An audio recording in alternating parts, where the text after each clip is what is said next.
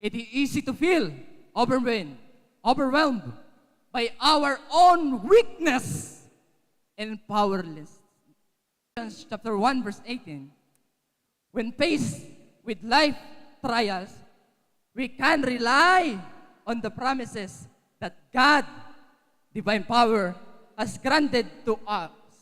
All things that in godliness through the knowledge of Him who called us His own. Glory and excellence. No matter what revelation ay idol. Ang ating Diyos, hindi kagaya ng mga Diyos-Diyosan na walang nagagawang himala. Remember that when Elijah and the prophet of Baal, Elijah 1 verses 250, something like that. Correct me if I'm not mistaken. That the prophet of Baal do everything to accept their offer, but only Elijah, the prophet of true living God, God accept the offer of Elijah. Ginawa ni Elijah, he throw and water to the woods. Binuhusan niya ng tubig yung mga kahoy. And we will see in that story that God is not idol God. Our God is true God. Our God is faithful God. Our God is so been kind to all of us.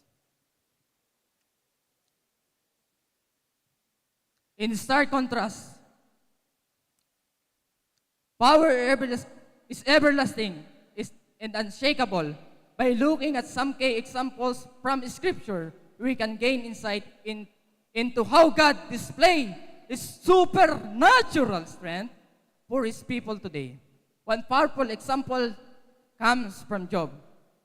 Job chapter 26 verse 14, which says, "Behold, these are but the outskirts of His way, as small and whisper do we hear of Him. But the thunder of His power, who can?" It says, by the power, who can understand? I do not share to you one by one about the power of God, because the power of God until now is a mystery. One power, here we see an inspiring picture of just how much power God possesses. Even though His mighty works are often hidden to us, they still carry tremendous force beyond anything we can fully comprehend or imagine. While, remember this, while our weakness will something leave us feeling discouraged, deflated, and defeated, it is essential never to forget the assurance provided in Scripture concerning the mighty one who uses His power to offer what? Protection, comfort, and deliverance for those who love Him. That is God will do for us. One of the great demonstrations of God's power is the resurrection of Jesus Christ. The Bible promises that those who put their faith in Jesus will also be raised from dead. We know we are all going to die. But by the power of God, if we have faith, He will raise us. Bubuhayin tayong muli ng Panginoon.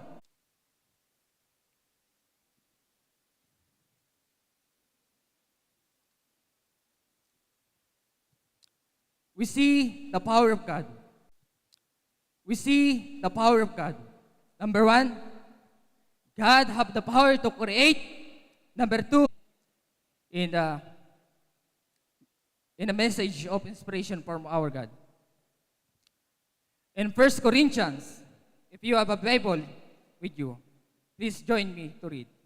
1 Corinthians, magsimba dahil ganito. So the enemy will do everything to us to cut off our